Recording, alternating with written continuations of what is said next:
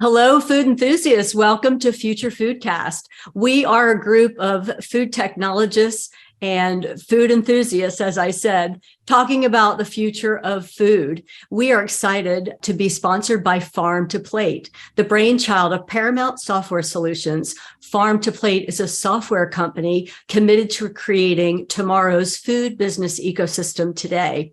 I'm Pam Linemiller, your host, and we have two guests with us today. We get a 2-for-1 with Thomas Cuisine. We have Alison Patt. She is the CEO for Thomas Cuisine.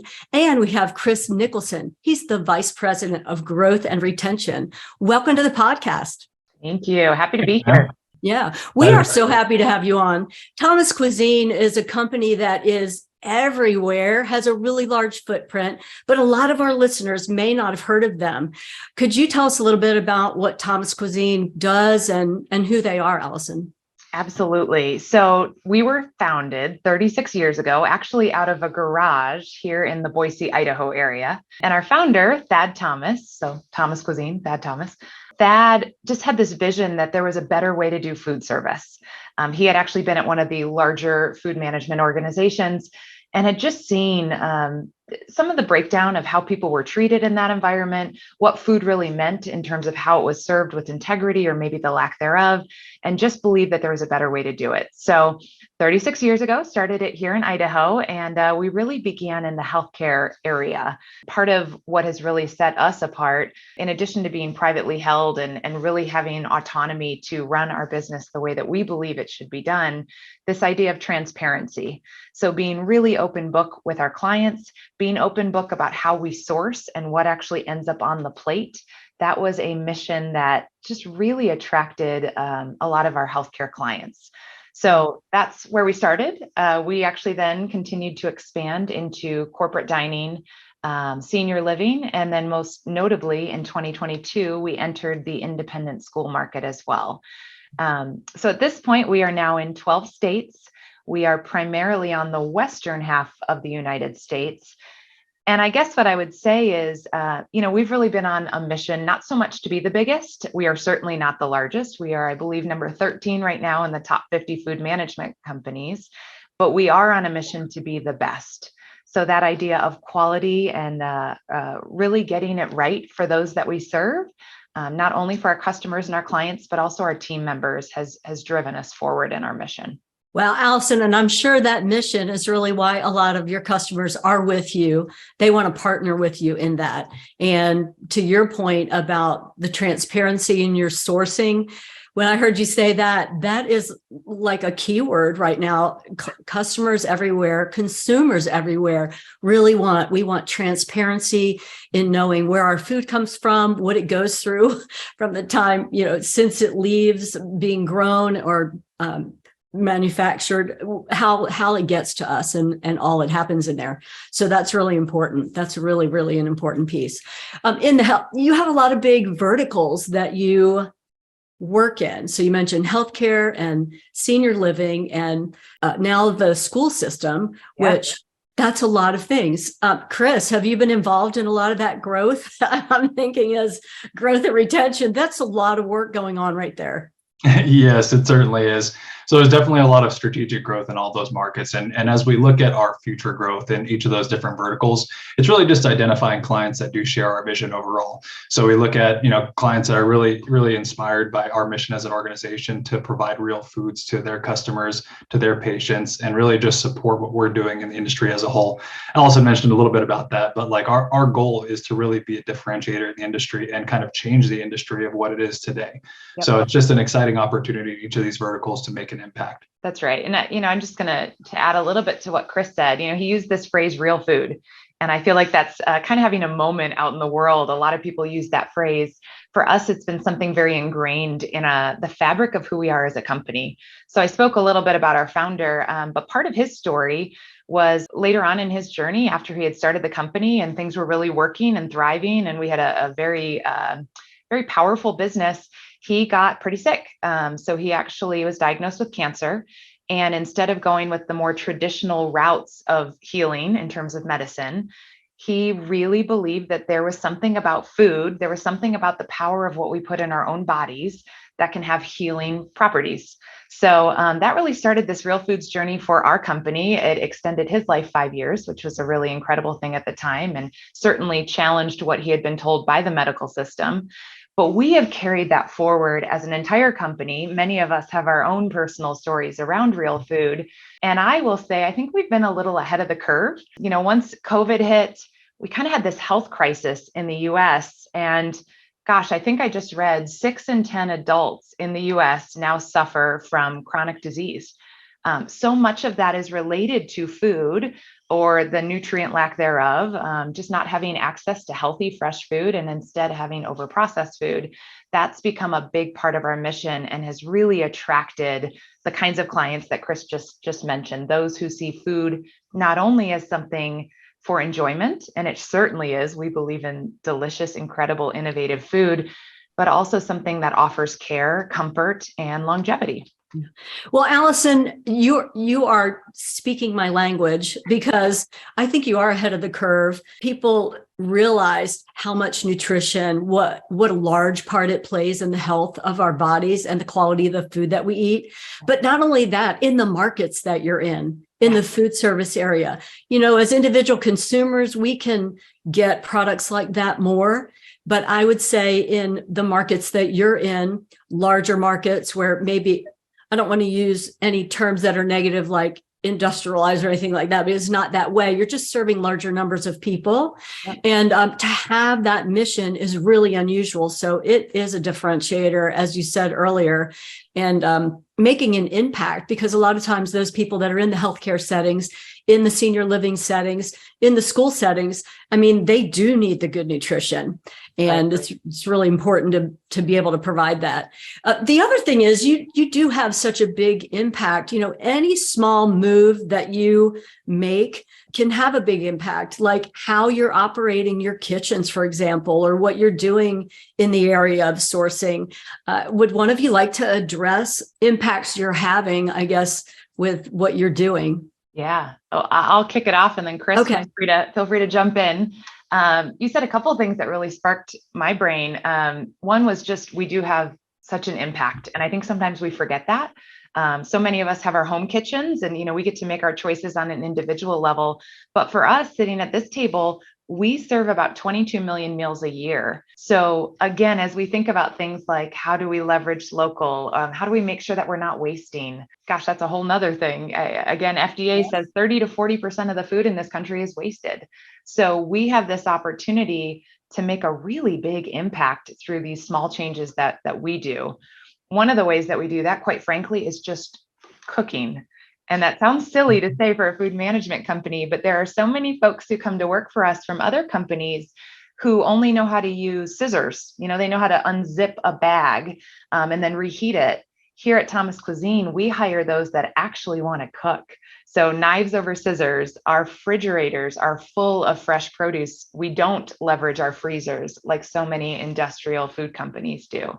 So for us, it's those small changes that have these incredible ripple effects. And it has always been our goal not only to impact those that we serve. You did speak to the importance of that. We are feeding young minds. We are feeding those who are looking to age in place, who are certainly struggling with longevity and health in later years, as well as those in their most vulnerable state in the healthcare system. On the flip side, part of what I get excited about is really inspiring our 1,400 team members, because each of them go home to a family. Each of them are really part of their own communities. So if they start to feel that inspiration that cooking is actually something that can have a positive impact on the world, gardening, buying local, really thinking about what is the nutrient density of what we eat, I believe we've got this opportunity with 1,400 team members, 22 million meals. We get a chance to really change the food system. Chris, anything you'd add to that? Yeah, and just to kind of add to that, as we kind of go back and we talked about, how we started our organization within healthcare,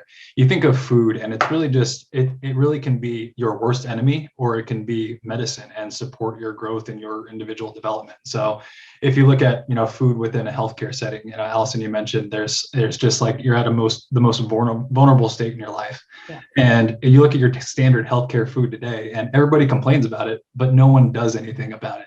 Yeah. So there's things like all these preservatives that lead to cancer, GMOs and things that are slowly getting pulled out of food. So part of our mission is, and that real food mission is, to really just look at that differently. Look at that sourcing practice. What are we buying? What are we purchasing? What are we putting in our bodies?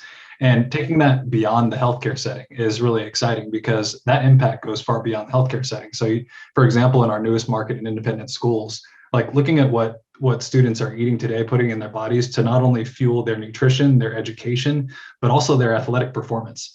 There's just so many different angles you can go down and really take nutrition and really use the power of food to change people's lives. I think that's really what's exciting about it for me personally as well. Thank you for that perspective, Chris. Alison, I had no idea that 6 out of 10 adults are suffering from chronic illness. Yeah. That is a much larger number than I ever thought. And I'm surprised by that, frankly, but I shouldn't be surprised, because we do not eat well as a whole. As a people, we can always do better. But you mentioned one thing as far as impact too, with the real food, is the waste situation, looking at waste and what you can do that way. And that's more like on the food prep side and the portion side. I don't know which of you would like to share with me about what kind of initiatives you might have at Thomas Cuisine in that area, because like you said, with 22 million meals, that's not a small number a year. You can make a huge impact just with small changes. Yeah. Well, and I mean, quite frankly, we have a responsibility to do that. It is part of our mission, our credo, really how we were founded, to do right. That doesn't just mean do right for our client or our team member. It means do right for the environment and the world.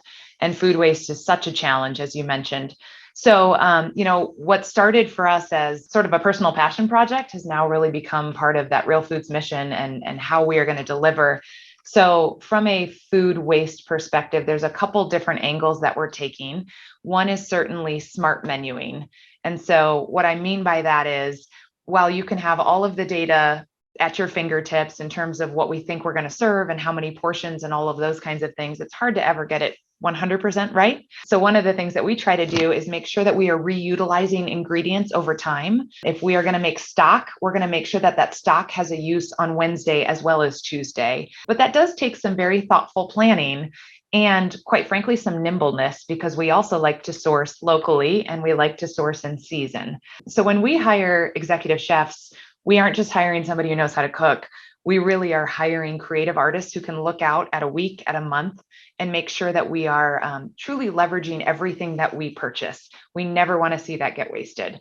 The second part of food waste that we've put a lot of focus on, and we're continuing to put focus on, is measuring it. You don't realize how much you waste. If you do this at home, it is terrifying. Have a bucket and see what you throw in the trash every day. We are now doing some very simple mechanisms like that in our locations. Because to me, if you're not measuring it, you can't change it. You can't watch progress. So that's kind of the second component that we're taking. The third is leveraging technology. So we, in 2022, I can't believe we're in 23. In 2022, we implemented a kitchen management solution called Yamex. And Yamex, in addition to helping with, recipe development and menu planning, also has some waste components to it that help us track and then more appropriately order and portion out things to ensure that we don't waste. So those are kind of the three big levers, at least on the operations side, that we're seeing. Chris, did I miss anything there? Yeah, there's one thing I do want to add is some of the strategic partnerships that we do have in the field, because sustainability is just a really hot topic of conversation across not only our industry, but so many different industries and organizations, to see how we can continue to support our world for the future. But as we look at some of our strategic partnerships with our clients, they're very focused on sustainability initiatives. So one of the things I do want to call out is one of our clients out in Utah. We're actually partnering with a local company called Momentum. And what they do is actually some of our pre-production waste, actually all of our pre-production waste, into a facility where they're actually using that food waste to power homes, which is pretty amazing. So I think that's, as we look in the future and look at these opportunities from a sustainability standpoint and waste stream standpoint, there's just more organizations that focus on it. There's going to be more drive to continue to push that agenda of sustainability. And it's something that's really near and dear to our hearts. Yeah. And certainly, like you said, I mean, those things that you're doing, that pre-production waste would normally just not be used for anything. And so being able to find another use for that's actually productive and helping people power their homes or fuel their homes is really, really positive. Back on one of the things that you talked about, Alison, that struck in my head just from other interviews I've had on this Future Foodcast is talking about the people that you hire, the chefs that you hire, people that actually cook and have that artistic, they want to get involved in the food. That's why they're in the business anyway, normally. And I bet, Chris, to your job of growth and retention, hiring people to do a job they love instead of just I like the scissors, the knives over scissors comment as well, Alison. I hope that's in your marketing somewhere. I think that's fabulous. But I, as a chef, would also like to have the knives over scissors and have the creative. I hear that a lot. They want to be able to, the love of food that they have, to be able to use that. I'm sure that's part of your growth initiatives and one of the benefits to some of the people you hire. It's huge. It is truly why people come to work for us. So I'd say there's sort of two reasons I have discovered. It's funny timing. Right now, we have a group of new managers here at our home office. We always, once a month, we fly in our new managers to get to know our leadership team and get engaged. And as I speak with them about why they are joining the company, why they are here, they have certainly other opportunities, other food management companies, restaurants. I mean, there's so much out there. I hear one of two things. The first is, gosh, that Real Foods mission really hit home for me. I've dealt with my own health issues and discovered some of that healing in food. And the second piece is I haven't actually been able to cook and do the creative work. I went to culinary school. I'm an artist. This is something I'm so passionate about. And I went to work for a restaurant that said, okay, reheat this, microwave this. That's not actually doing what I love. So here at Thomas Cuisine, we have made it a really important part of our operation to allow our chefs a lot of latitude, a lot of flexibility. And again, that doesn't work for every organization, but for the partners we have, they want I want to call it like a chef in residence. They want their own chef on site, really thinking about what does this group of people most love? How can I delight this group of students or these patients? If I am in Seattle, I'm going to make sure I get some incredible seafood that I put on my patient services menu. But if I'm in Utah working with a really young population, gosh, they're going to want some new trendy foods. And so I need to stay up on what's happening all out in the food world. So again, we do offer that. We don't have locked order guides. We don't mandate certain products or recipes. And because of that, we're able to hire incredibly talented chefs that, to be frank, most of our competitors can't because they don't get to cook. And just to add to that, you think of kind of like a culinarian, like they are truly, I don't know if Alison, you mentioned this, they are truly artists at the end of the day. And the last thing you want to do is take an artist and put them in the box and say, this is how you have to operate. Not only you're able to operate with microwaves, but you're not able to create and just do amazing things with food with locally sourced products. It just really culls that creativity. So allowing that artistry to kind of flourish, if you will, it just really is an exciting thing for our chefs, and it allows them to really grow their craft and expand and really create dynamic menus that excite our clients and our customers. And feel a lot of personal value in that. I was right down the road at one of our accounts here in Boise, and there is a client who is vegan and has never had the opportunity to eat some of our dishes. We had a chef who said, she really wants pizza. I'm going to figure out how to make just a killer vegan pizza. And my gosh, it was so good. It is now a favorite from everyone, not just our vegan guests. So that ability to delight our customers brings a lot of personal satisfaction as well. Yeah, absolutely. Well, I'm going to be another voice affirming what you're doing at Thomas Cuisine with your hiring and giving them the latitude to utilize the skills and the passions that they have. But what that also allows you to do, Chris and I have talked about, one of the challenges you have in the food industry, everyone is having, is the whole supply chain issue. So if you're hiring chefs that are creative and able to utilize that local sourcing and what they're getting, I imagine that helps you be able to respond more quickly to supply chain issues you might be having. Yep, tremendously. And you kind of hit on it. Ironically, the local supply chain has not been impacted in the same way that the global supply chain has. So when we have relationships with growers and producers right here within a small geography of our locations, those have been very predictable and very consistent even throughout the past couple of years of challenge. Where we have struggled, and certainly everyone has, is on like that broadline distributor angle. So we have chosen to shift more of our dollars local, but also just be a little bit more nimble, more flexible, have people on site who can say, all right, I wasn't able to get this, but I could get this. So how do I use chicken instead of beef on this menu? How do I use Atlantic char instead of salmon? And when you have really talented culinarians, they know how to do that and they can make that transition quickly. Chris, I bet a lot of your people really enjoy that aspect of the work as far as from the retention piece of your job.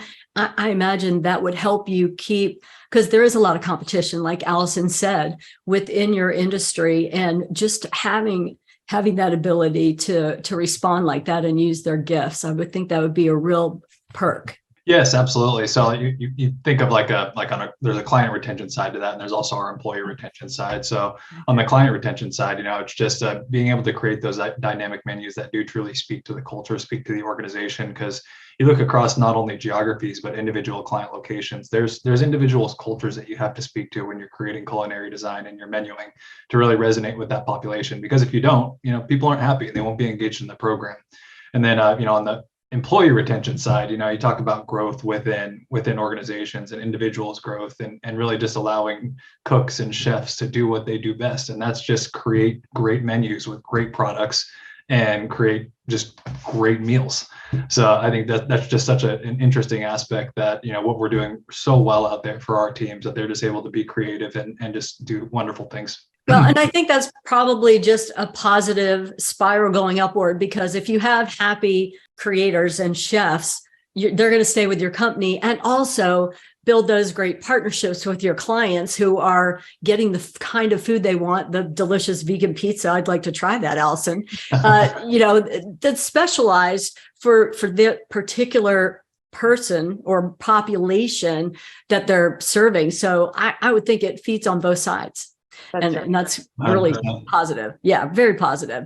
Well, what does the long-term view look like for Thomas Cuisine? What's coming up next? We talk about the future of food, like what's happening in your space that is of note that you'd like to share with us? Gosh, I got a couple of thoughts and we can bounce back and forth on this one. But, one of them we kind of just touched on, but I think everyone is realizing right now, you cannot recruit your way out of a retention issue. So when it comes to teams, you can't just say, gosh, I'm just going to really amp up that recruiting. You really do need to be engaging and keeping your great talent.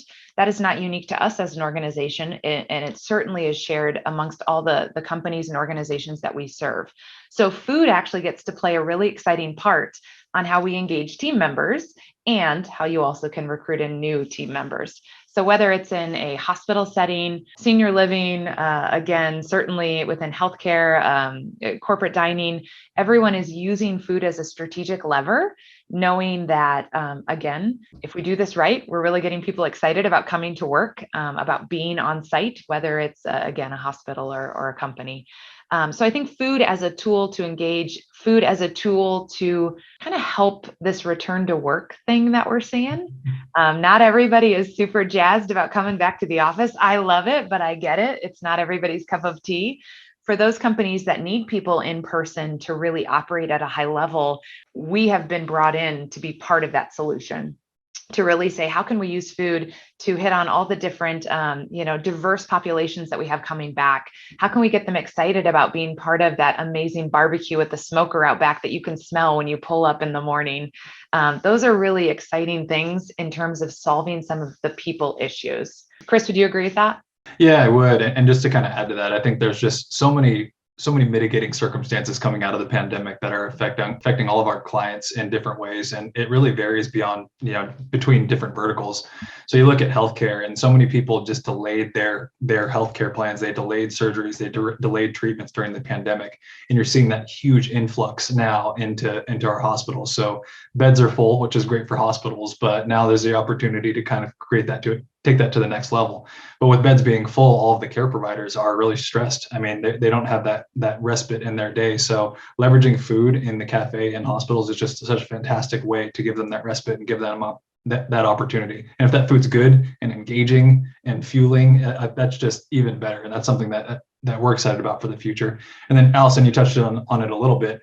The corporate dining industry has kind of been a little bit chaotic over the past few years, with the pandemic, and there is a larger return to work. I do foresee that happening across the board in B&I over the next year, maybe later in 2023, which is kind of when I'm hearing in a lot of our industry leaders are bringing folks back to work. But leveraging food from just being an engagement opportunity for those employees. Because like during the pandemic, I always had the idea of, with getting folks back to work, you're fighting lap dogs in sweatpants, right? So there really has to be the great amenities out there and great things out there that will bring folks back into the office and get them excited about coming to the office. And then food as a benefit. I absolutely have heard that and agree that is happening with companies for sure. Yep. I think, sorry, Chris, I think another area as we look forward does relate to that sourcing side that we talked a little bit about before. We've always cared a lot about transparency and making sure that what we are giving our chefs and ultimately our guests is of the best quality and nutrient density. That said, we've been a little disappointed with what we have access to. Again, the food system just hasn't come along quite as far and quite as fast as we'd like. There are still some pretty mixed incentives within the food system. So we are taking that into our own hands. So one of the things that you're going to see in the year ahead for us is we've actually started our own beef partnership, our own beef program. We have partnered with an incredible ranch up in Montana, and they have allowed us to come in and really be a part of their strategy around regenerative farming. How do we ensure that we are truly getting the very best quality and we can trace it the whole way? Because again, more and more of our customers and clients are demanding that. We've always cared, but now people are saying, where did this fish come from? And what are the kinds of practices around how you are catching fish? Is this a sustainable line caught piece of fish? So we are now kind of putting our own swing on that, and we are creating more of our own food source. I love that proactive approach, Alison. And you're right. I mean, customers obviously want that. You wouldn't be doing that. And then you have that more dependable, you know where that is coming from. That's great. Did you have something to add on that, Chris? Yeah, I did. And Alison, you touched on this a little bit, but it's interesting as we look at our consumers and look at our customers today. It's not just about what the food is, what's in the food. That's almost like a given. You have to have that great quality food, but people are so interested in the story behind the food, where that food came from, who are the farmers behind it, and really telling that story and engaging folks in a way that goes beyond just what's on the dish. That's right. That's right. Very true. I think the other piece of that is how do we even hit closer to home with that when we think about our customers and our clients? We're doing more gardening on site, for example, really trying to bring that local. That brings education. It, of course, also feeds our culinarians in terms of ingredients, but kind of connecting that full circle, even on a site level, has been important. Okay. Really great. Nice initiatives going on there. One of the other things, segueing from that a little bit, we talk about technology a lot here on the Future Foodcast. Are there some things going on in the technology space that affect how you're processing food or how you're getting your meals out? Always. Gosh, technology's just upended everything in such a good way. Somewhat disruptive, but really positive. Like so many others in the space, certainly things like having a mobile app where you can do pre-ordering and you don't have to be waiting in a line in a traditional cafeteria setting. Those kinds of things were almost must-haves throughout the pandemic, and they certainly will have, a continued effort behind those. But where we're excited too is as we bring in really talented people into the company, they want to be focused on their craft. They want to be focused on highest and best use, high value work. So where can we actually automate some of that, I'm going to call it more routine work. In senior living, for example, we have partnered with Bear Robotics, and there's some really exciting things where from gathering dishes and running food out to the tables, that can actually be taken away from the staff who is already crunched, in this retention and recruiting environment. And they can really be focused on the guest interaction. They can be focused on the cooking and the creation and the plating, as opposed to running dishes back and forth. So anywhere that we've seen those opportunities to automate routine functions, we have certainly leaned in hard on that. Yeah, just to add to that as well. So we're in an interesting time as far as technology goes. We've got so many generations that are interacting with our services, and we have to cater to each of those individual generations. So you look at Gen Z, you look at millennials, and at the end of the day, they expect that digital tech-enabled experience, that mobile ordering app. But if you look at some of our partners, like in senior living, for example, that may not resonate as well. So we're in this kind of dynamic phase where we still have to have and really resonate with like that front-facing server experience, but also really cater to the next generation by leveraging their speed of service and leveraging their cell phones at the end of the day to place orders and get what they want and provide feedback. Well, again, orienting what you do to your customer, your client, and making that partnership work. It seems like that's the whole view with Thomas Cuisine, is just continuing to get your customers what they want and help your employee force, partner with them.